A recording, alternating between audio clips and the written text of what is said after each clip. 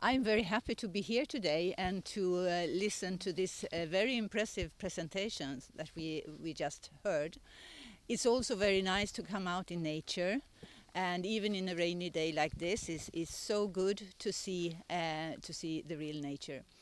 I'm also very impressed with the cooperation from civil society, from young researchers, as we heard, and also from the people stakeholders in the area to cooperate to preserve nature.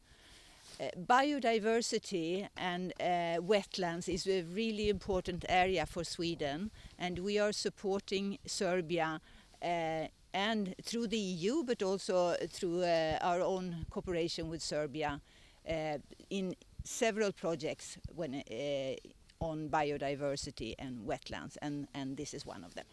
Yeah, and I think this kind of projects are getting more and more important with the development we have in the world, with the environmental challenges and the climate change. So this project could really be an example for others to copy.